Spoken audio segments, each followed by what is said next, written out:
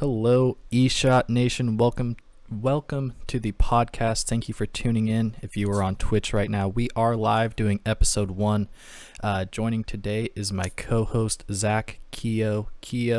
In this first episode today, we do have a few topics, but first off, we're just going to talk about ourselves a little bit, let you guys know who we are, and that way you kind of have a personality with the person talking. So, Zach, if you want to go ahead and start off, introduce yourself, and just kind of your gaming history and things of that nature. Of course. I am Zach Keo, of course. I was introed that way. As far as my history, I grew up playing soccer. That's about it. After graduating high school, I dove head over heels into competitive gaming, specifically Call of Duty. About a year and a half after starting that, I dove into League of Legends to get a little bit more of the complex strategy side of this esports world that we're growing into, that we're learning to live in. And since then, I've been bouncing back and forth from esports to esport, just sort of trying to find my place, what community I enjoy. But definitely seems like Call of Duty and League of Legends are my passions by far. What about you, Nate? How do you want to transfer back? See, this is where I'm bad at the whole transitional stuff. I can just I can talk about my little history with gaming real quick here. So like Keo said there, I played just normal sports growing up, from 4 to high school age. Always had like video games in my house. So I would have like MLB The Show, Madden's, just kind of the general games, you know. And then after high school, Keo got me into competitive Call of Duty with Modern Warfare 3, watching Friday Night Lights, COD Elite, and getting into Optic and all them. Eventually, he was into League of Legends, so I started playing that a little bit, and just continued to just play esports and follow the just esports that I liked in general, mainly focusing on Call of Duty for the time being. But that's just kind of about me and my gaming, I guess, career. So yeah, I think that kind of does a general intro to both of us. So let's kind of go over your week. Did you do anything fun this week, or anything that you want to bring up or talk about? Nothing too exciting, to be honest. This actually was sort of a boring week for me. My work schedule was weird. Nothing interesting there. Just I had way more free time this week than I expected. With it being a week before Blackout comes out, I didn't have anything to do. I did get Far Cry 5, so I've been playing that, investing a lot of time in that, but I can't keep my mind off of Blackout. So I've been in a hole right now in my life, just sort of sitting around waiting for it to come out like everybody else. No, I know. I mean, 1 week away. Literally. From the time the beta ended to now, it's felt like months, when it's only been like a month. But eternity, man. Yeah. I've never felt time go slower than this last week and a half, I think. Just about. Yeah, I mean, I can't remember the last time I've like truly been excited for a game coming out and like actually wanting to play and try and get better, especially a Call of Duty. There really hasn't been one lately where I've been truly excited about it, like coming out and wanting to play. I know exactly what you mean. I think every Treyarch cycle I get really excited for the game, but last cycle, with it being not boots on the ground, I felt like it wasn't going to be the prime game, the prime Treyarch game I'm used to, which it wasn't bad. Yeah, but it didn't fit what I was looking for at the time. Yeah. And then World War II did have boots to the ground, and I was excited for that, but I didn't have the same hands-on experience prior to it, and I think that might have been why I wasn't so hyped for it. And then when it did come out, it just didn't seem to be as enjoyable in the long run as I thought it might be. Yeah. Hopefully this one plays the test of time, you know what I mean? Yeah, I mean, I'd agree with. I mean, I remember those first couple weeks we were grinding like dubs and like what was it called? Like what was their league mode, like arena or something? Was it arena? Was it ranked play? I don't know what it was called. I don't remember what it was, but that just shows you how much we ended up actually playing it. I mean, after that first month, it lost the like fun funness, Yeah. not funness, but like I just didn't have The fun new car playing. smell. Yeah, I didn't have fun playing the game anymore. And like you said, it was the first boots on the ground game in three years. Yeah, I don't want to. Um, I don't want to rag on it, but it yeah, was, in my opinion, it was not that great of a game. yeah, A lot of people said it just, which some people like this, but it seemed like it was just a game that everybody played the same style, hmm, and it just came down to who had the best shot in the moment. yeah, Which I'm more about strategy, especially since going to League of Legends. I really enjoy the strategy of games and how do you like what do you change up to outplay an opponent? What can you change? And in a game like that where it's so linear, there's nothing you can really do except for better your shot, which is not something you can do. Like you're either on or you're off for the day. It's not like it's not a switch you can just turn on all of a sudden. At yeah, least in my yeah. my I mean, experience. like you said, besides search, there really isn't a whole lot of strategy. I feel like, at least in Call of Duty lately, and it's just whoever gets the first shot or the better shot that moment wins either the map or the match. And I which is true, and I think that's what makes Call of Duty what they call a Twitch game. Like, there's so many decisions to make in every given second that the player has so much going on in their mind, but the viewer only sees the basics of it. Like they only see what decision you end up making. They Yeah, don't get to see the thousands of decisions that are going through your head up to the point that you make that decision, which I think in League is the same type of thing, but it's more predictable to see the other paths that someone could have took, if that makes sense. yeah, no, Um, that makes sense for sure. So before we get too involved in our Call yeah. of Duty talk here, do you want to talk about kind of just what your plans for this podcast to be? Like what you think it'll be going forward? Yeah. I mean, my vision for going to be 6 months to a year from now is a weekly dose of just everything esports, and then casual, just what we're doing in our lives and what's going on outside of the esports itself. I would like to just give updates on the major events going on around the scene for that particular week or the upcoming week. Doesn't I don't want to limit it to just one or two esports or even just sports in general, because I do like the idea of talking about sports on here.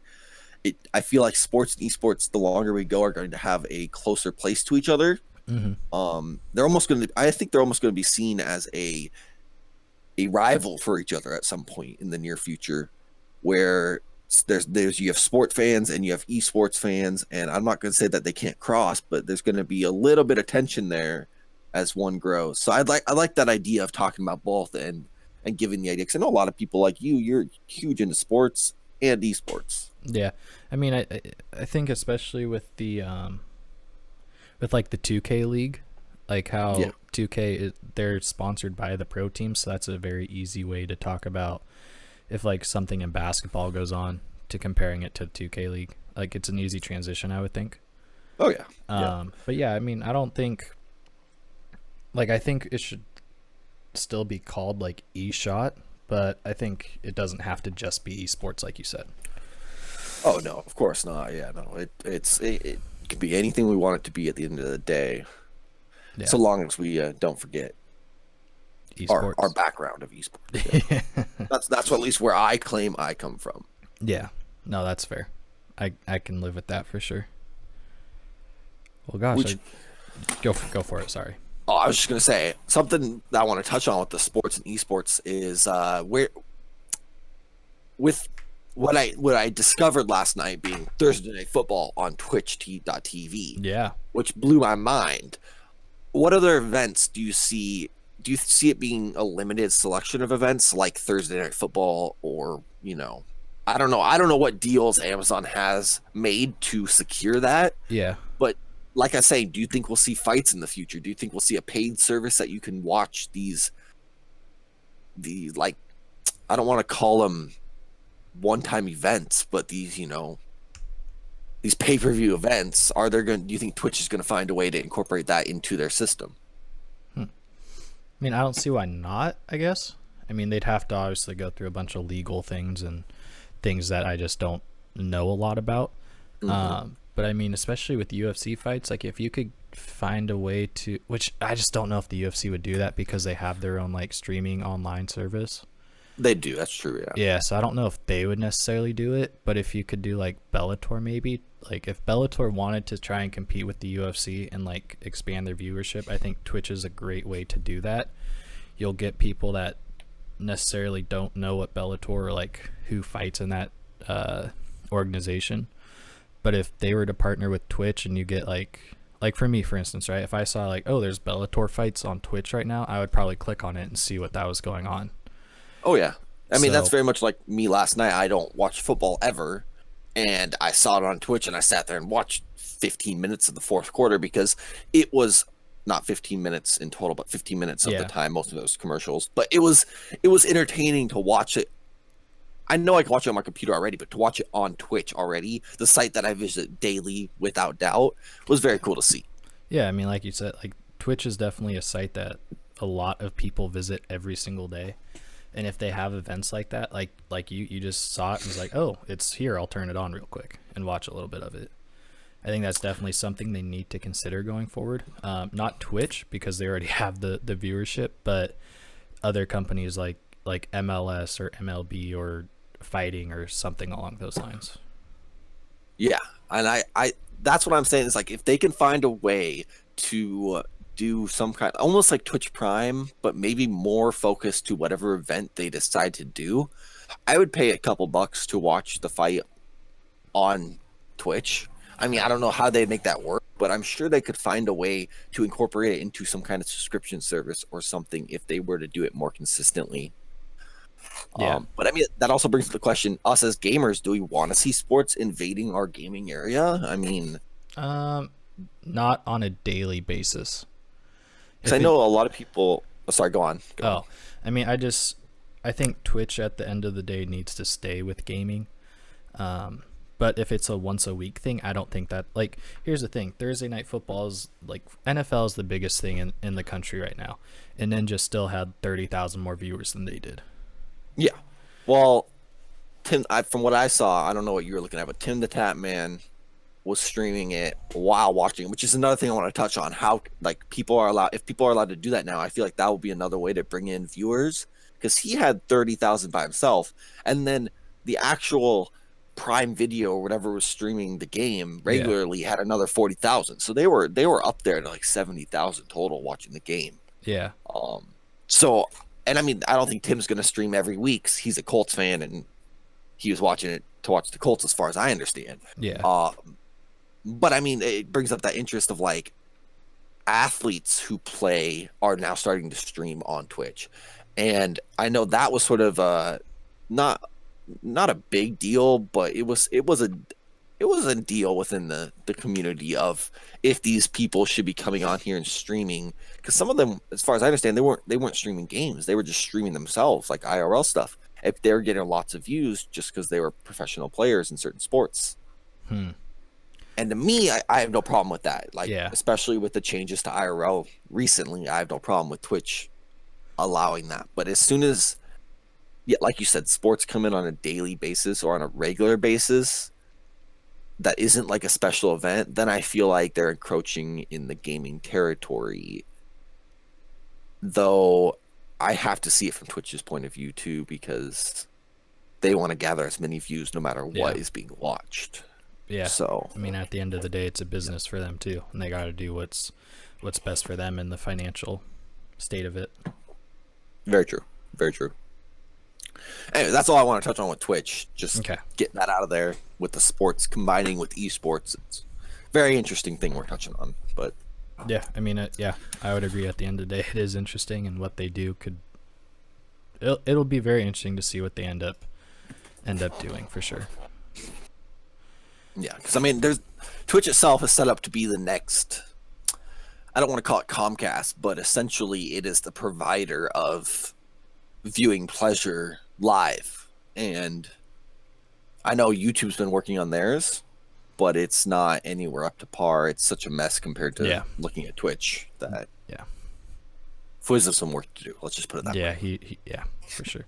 Okay. He has some work. Let's kind of transition back to Black Ops 4 here. I mean, it's 1 week away. They, as you know, and as everyone knows, they got rid of the campaign and changed it with the Battle Royale mode Blackout.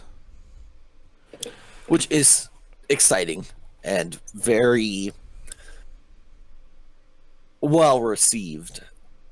But the loss of the story or the loss of the campaign, especially when it comes to the Black Ops series as a whole, Yeah. it bothered me a little bit. Though I haven't played a campaign in 3-4 games, I've played like everyone up to that, and I really enjoyed them. So I hope the story doesn't go away. I hope they incorporate that into zombies or something in there. But I don't know. I don't know what they would do with that, or how they would bring that campaign story back at all.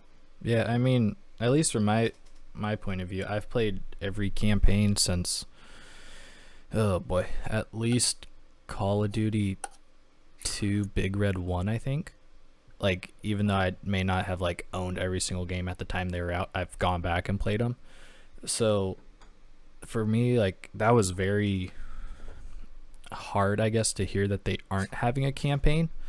Like, that's like, even like let's say Infinite Warfare, I did not play the multiplayer, but I played the campaign. World War II, I played multiplayer for a month, but I still bought the game for the campaign. So it was disappointing to hear they didn't have one, because even if multiplayer sucked, I knew I could at least have fun playing the campaign of it. But I mean, after playing the Blackout beta, I'm not like, I agree I will miss the story of it, but I'm not like as disappointed that they don't have it when they spent all the time building Blackout, I guess. Yeah. Oh yeah. I feel like Blackout is the right direction for Call of Duty to be heading, as far as adapting to what people want to see within what they can already do as far as being a first-person shooter. Mm-hmm.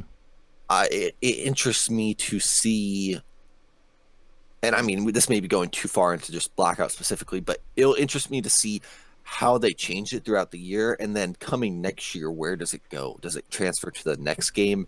Does Infinity Ward make their own? There's so many questions there that bother me that they just hasn't been talked about. With 3 developers doing sort of a cycle on Call of Duty, I just feel like there's a lot of things that we're going to miss out on. Yeah. Going forward with like a battle royale Call of Duty style thing. Mm-hmm. I mean, yeah, like you said, we don't know if who would it be, Infinity Ward would continue like just building onto that. Like, I don't know if they could like end up sharing servers. You know what I mean? Like, yeah, like could Treyarch give them permission to start changing the game and adding their own guns to it and stuff like that? Yeah. Or is it going to stay being? Are we going to be playing Infinity War 2 while still having to go back and open up Black Ops 4 to play Blackout? Yeah, because it is part of the game, so it makes me feel like it's not going to be the main Call of Duty Battle Royale come next year. Yeah, I mean, unless they were to sell Blackout separately when the new game comes out, I could see them doing that. But yeah, I just don't know. Call of Duty is so weird compared to the other esports, and in the fact that you aren't playing the same game every year.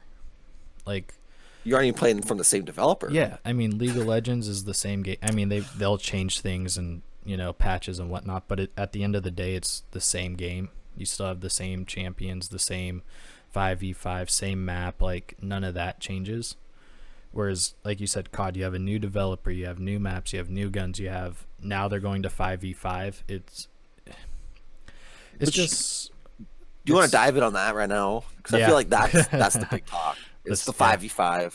Yeah, let's do it. I'm going to put my opinion out there right off the bat. I heard it was going to 5v5 as a rumor weeks ago and had very little interest in the idea. I thought it would, especially with what I heard. I didn't play the multiplayer beta, but from what I heard, the maps were smaller than average. Yeah.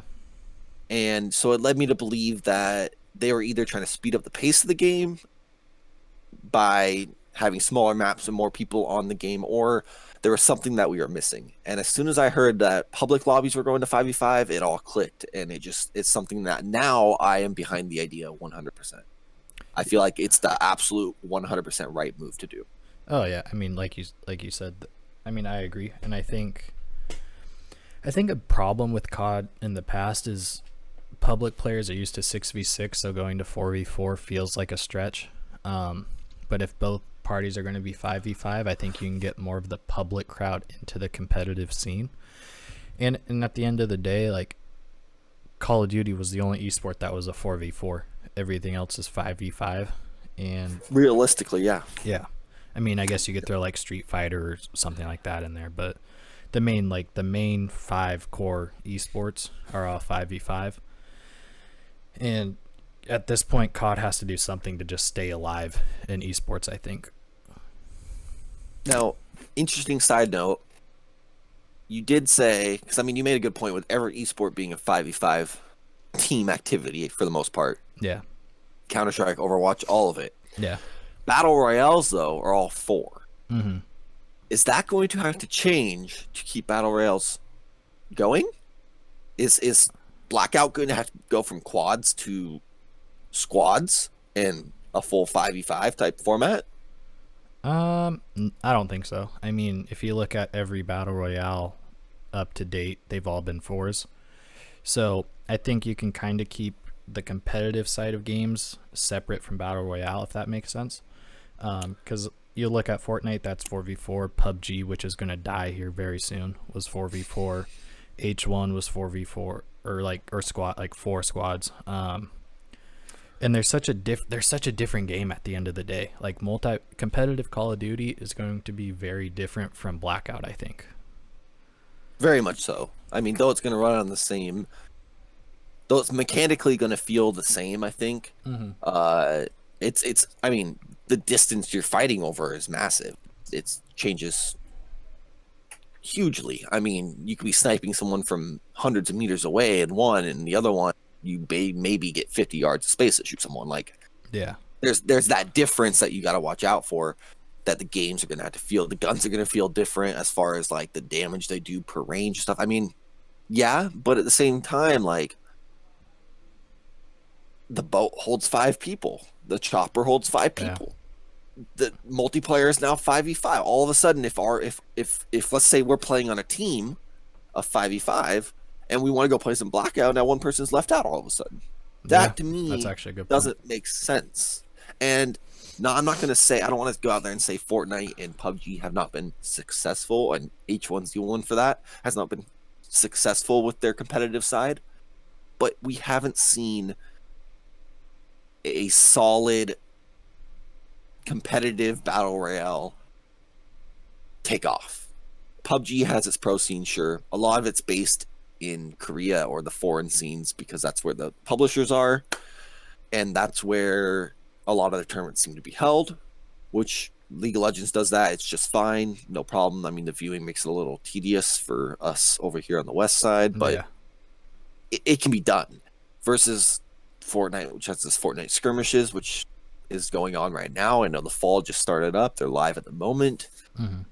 But like, that's when, like, none of it is taken off to the point that I thought it would. When I saw PUBG taking off and when I saw Fortnite take off, it seemed like the casual side of it took off and the competitive did not stick with it. If Blackout wants to be highly competitive and want to, you know, like you said, kill PUBG in a way, I feel like the 5v5 change is almost what's needed to make it feel so much different than these other ones.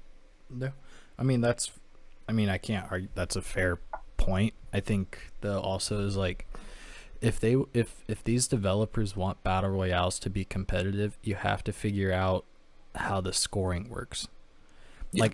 Like especially in, like we talked about it before, like I just don't think like Blackout can be solely based on kills. Like at the end of the day, like I think it matters more about if you win the game or not. It should come down to, yes, if you win the game. And that's what every battle royale I have watched is that it can't come down to kills kills can factor in somehow, but it Yeah. can't just be chasing kills the whole time, because that takes the strategy out of it that I enjoy to watch, if you know what I mean. Yeah, I mean, kills can like, yeah, they can be they can play into like how you beat a team, but they can't be the sole reason that you win a game. Yeah. Like you can't have team A get 16 kills but die at be the like fourth team dead, and have team B win the game but only have like 8 kills, but they ended up losing the match. Like that can't be how it is. I mean, I could see that if, let's say, team A, like you said, had a lot of kills and finished high enough that the kills contributed to them beating the winning team.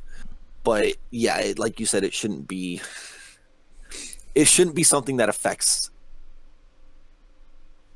the winning team to the point where they don't feel like they won, if you know what I mean. Yeah, it should be something that it shouldn't take factored in. It shouldn't, like, you shouldn't have to feel like, oh, there's a team on the hill, we're losing, we have to rush them now, and then more than likely get killed because of height advantage. It shouldn't be like that. I mean, yeah, that's what it comes down to me. Is I don't like watching somebody give up a good position of cover or make a specifically bad move because they feel obligated to have to get kills to win. Yeah. I would rather, even though it's slower, I would rather watch them play out a longer gunfight over distance and watch to see what amazing move is made by them. I feel like the circle is what should force people together rather than the fact that they need to get kills. Oh, I agree. And I mean, we know Codcaster could... Treyarch makes a good Codcaster, I feel like. And if they could implement that into Blackout and actually be able to see like a top angle and see the two teams like maneuvering and trying to figure out, well, what's our best positioning, rather than just seeing teams rush. I'd rather see that and like the strategy of it, like you said, rather than let's just go rush each other. Like that's, I mean, it brings like an enjoyment of like, oh, there's lots of kills going on, but that's what multiplayer's for. Blackout should be like the strategy side of Call of Duty. Yeah, like why aren't we just playing a huge team deathmatch then? Like that's essentially what it is. Mm-hmm.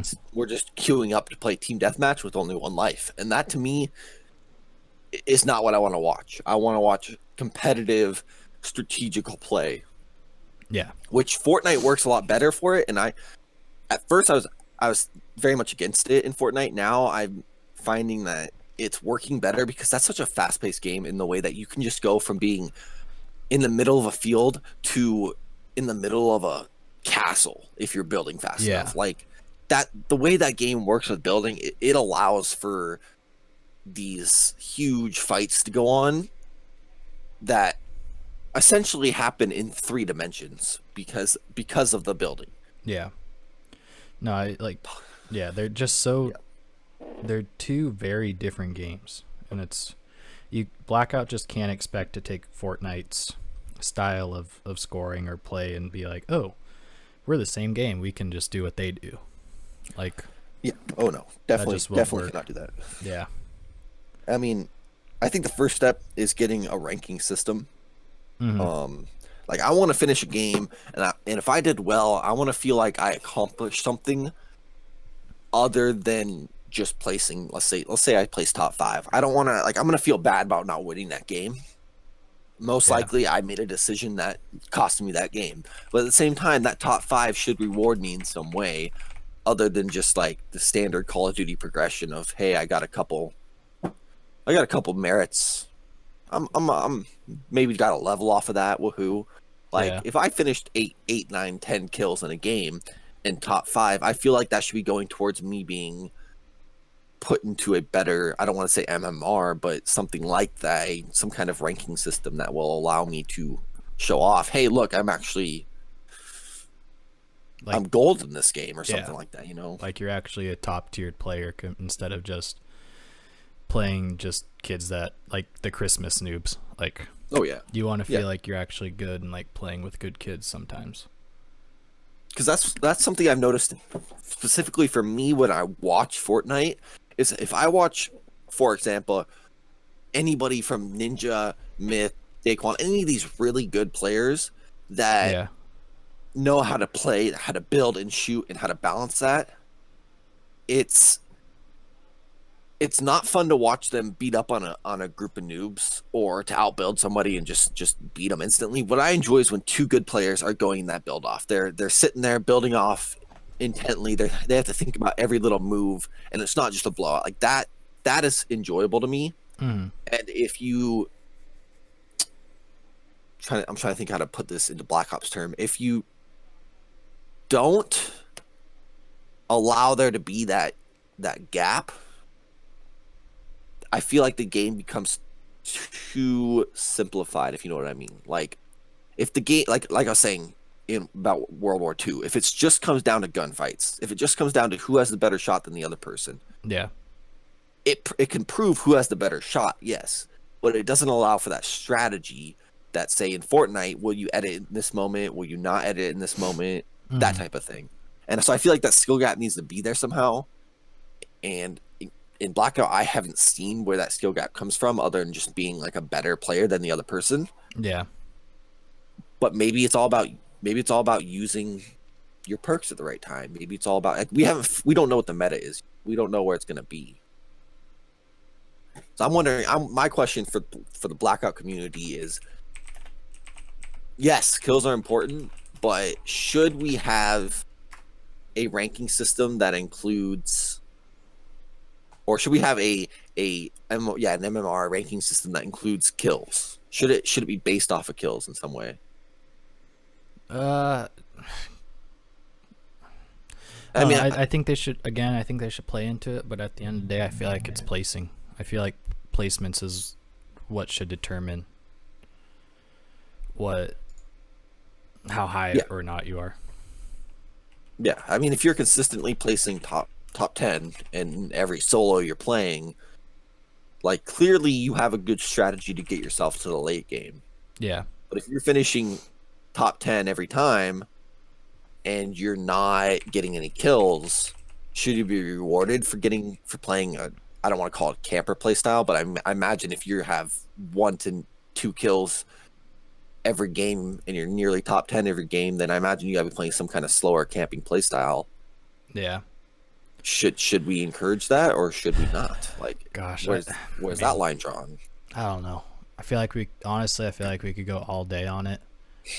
That's true. You could go all day on it. Like, I think to be in like the high tier, you need to win games and like average at least like 7 kills a game, so you're not just camping and just running with the storm, I guess. Yeah, because I feel like Fortnite versus Blackout, when it comes down to it, a lot of people don't like the Fortnite slow play style because you can put up that 1x1 right on the edge of the storm and you can just sit in it. Versus Blackout, where if you are at the edge of the storm, you might have that tree, you might have that bush to protect you, but that's all you have. Yeah. And as soon as like, you don't even have to move. Someone else could take a little tiny step and just happen to see your foot behind the tree sticking out. Someone could be looking at you from a different angle and spot you. You don't have that luxury of being in that 1x1. So the game should be quicker already without that need to accelerate it in a way like they did in the beta where they just upped the storm time or something like that. So I feel like that does need to happen overall for the game. It doesn't need to be something that is forcing gunfights. Doesn't need to force people together to create those gunfight situations. Yeah. I feel like that will happen naturally over the course of. Are you in the Twitch chat by any chance? I'm watching it, yeah. What do you think of B Clark TBE's like? What if point system is ranked on scoreboard? You climb faster if you're on top of leaderboard and wins, rather than getting carried every game being bottom on leaderboard. I feel like with how much, like, we saw the stat page for Blackout, we know like what kind of stats they're going to be tracking. Yeah. And so I feel like that right there is a great place to start. Though I feel like something like KDA is something you probably shouldn't be factoring in just because it's one of those things where you have 1 life per game. Yeah. So KDA doesn't matter. But yeah, I mean, time alive, average kills per minute, all that kind of stuff should be averaged in my opinion. But it shouldn't. Your how many kills you have shouldn't be based completely on it. And I mean, if you're getting carried, if you have like a low score per minute, or kills per minute, or damage per minute, I think that's the biggest one. Damage should be just about like the main stat they're basing it off. How much damage are you putting out in a fight consistently? Yeah. Because like you could do the most damage in the team and come out with no kills or the least kills, because you have people like Brandon Clark stealing kills. Well, I mean, at the end of the day, I think we will eventually find out how they score it and do things. I mean, we're 1 week away. I think after Blackout comes out, I think our second or third episode is going to be a lot of Blackout. And at least we'll have a better idea than having the full game out. But oh yeah, I think for now, I mean, we should probably try and transition a little bit away from it. Just because, episode 1, we have a couple more things to go over here. Closing thoughts. Can I ask you one more question really quick? I just want like a yes or no. Okay. Do you think Blackout competes on the same level as the multiplayer when it comes down to as far as competitively? Do you think the scenes are going to be the same, or do you think it's going to be bigger scene than the actual multiplayer for Black Ops? Oh man. I'm gonna here. If Blackout is only for this year, no. If it's a multiple year thing, yes. The only reason I say that is because multiplayer already has players that are followed heavily, and the Blackout players will be new people unless they let pros transfer between modes, which I mean they could, I guess, but it'd be kind of weird. So at least year 1, no, I don't think it would be higher than multiplayer. I can agree with you on some respects. I have to disagree. I think if they have tournaments for, which they should, for Blackout at the same events that they have already have their multiplayer tournaments on, then the focus obviously would be multiplayer, and that should stay the biggest thing. But Blackout could very easily take over. I feel like the pros could switch over and start playing Blackout just as easily. And it's something we've already seen it with Karma in the beta. I mean, he's probably the god of Blackout at the moment. Yeah. And he's going to be playing pro, which, I mean, yeah, there's going to be a small transition, but I feel like if they allow it, like you said, then no doubt in my mind that Blackout will be the main focus for most people that just want to watch the game being played, because it's more enjoyable to watch, in my opinion. Yeah, but I said, we'll see when it comes out. So. Game comes out in a week. We'll have a lot more information come Friday, and definitely dive into Thursday at 9 p.m. Technically. Yeah, technically. True. I mean, I got the whole weekend off, so I'll be grinding the whole weekend. But I'm not sure yet. But I work a lot in the first half of that week, so I'm hoping I have a couple of days off towards the end. I mean, you just got to call out, right? I mean, possible, yeah. Okay, so enough with Blackout, Call of Duty for right now. I know you mentioned you did want to talk about LCS a little bit. I did want to just talk about the play-ins, for Worlds, because we are down to just about getting the groups finalized. We have the last play-ins coming Friday and Saturday for, I don't know, they're calling it the play-in bracket or the play-in group stage. Essentially, the teams I'm looking at is, can Cloud9 beat Gambit Esports? That's the big thing. I believe Gambit was an EU team, and I believe now they're a Turkish team. I don't quote me on that. That could be wrong. But they didn't come from EU, which sort of strikes me as one of those ones that's like, they used to be an EU team. So in my mind, I registered them as an EU team. But you got to remember, for the sake of seeding and where they place in the brackets, they are not technically an EU team. Though a lot of their players are. So I think if Cloud9 can win that, they'll be looking good, because they haven't dropped a game at Worlds yet, which is awesome. Other than that, EDG is probably going to win their game and get in. G2 is probably going to beat Infinity Esports and get in. The only game I see being a close one, or the one that I don't have an idea of who could win, is the Supermassive versus G-Rex, which in my opinion, it's anybody. I mean, I don't see one of these teams going very far in Worlds, so I don't know. My prediction, though, I think C9, it's a best of 5. They should win it 3-0, 3-1. They've been looking super hot lately, and with all the practice they have, they should be our best bet to taking us somewhere in Worlds, taking NA further than we've ever been before. When does World start? I wouldn't even follow League this year, really. Should be. I mean, technically, it started October 1st with the play-ins. But I think technically next week is when they start the group stage. Yeah, Wednesday. Oh, actually, They start the 10th. They start this upcoming Wednesday. Yeah, Wednesday at 1 a.m. we have KT Rolster versus Team Liquid, our very first game. Oh, wow. Yeah. Okay. Which should be interesting. So what American teams are in it? Team Liquid took our first spot to Worlds.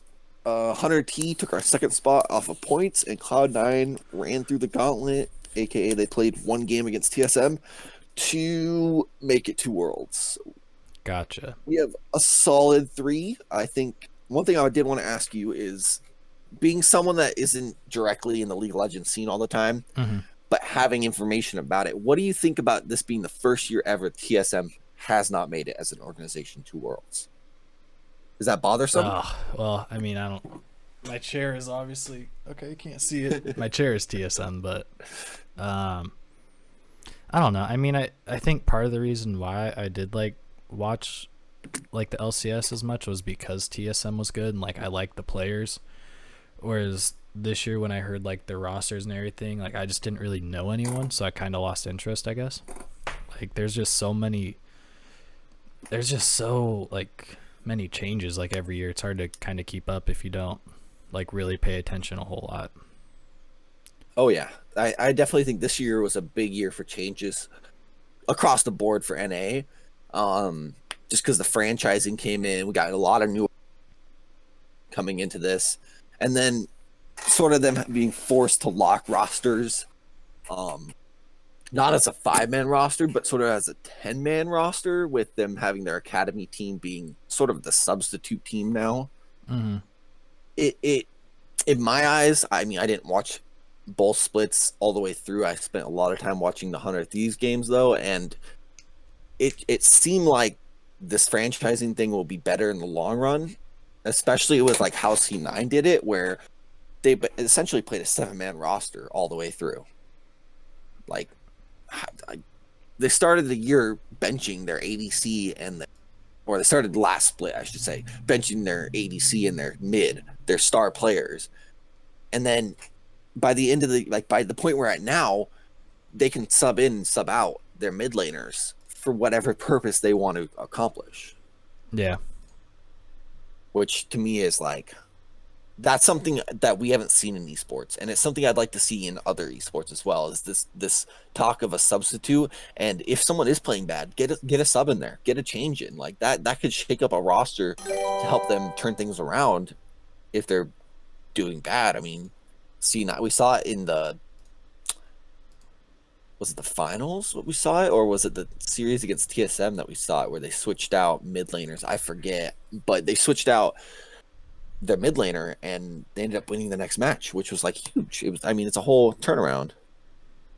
I mean, honestly, I can't tell you. I didn't watch it, so I don't know what happened. But I mean, do you agree? Like, do you think that we should see subs be more of a role?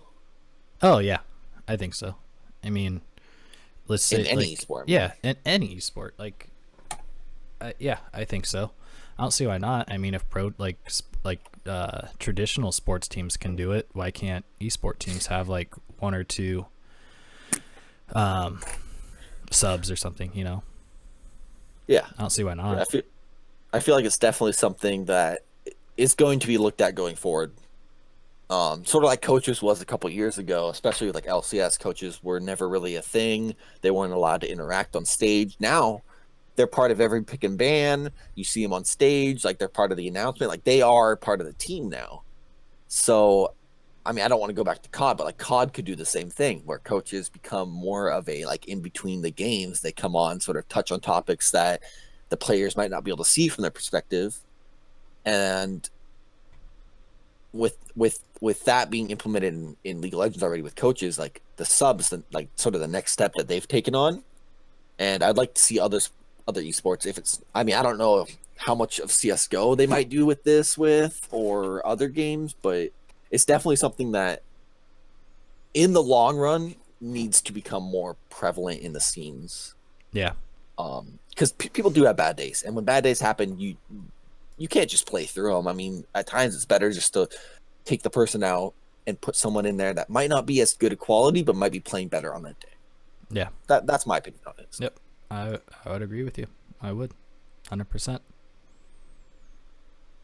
All right. I mean, do you have anything else you want to touch on here in the first episode?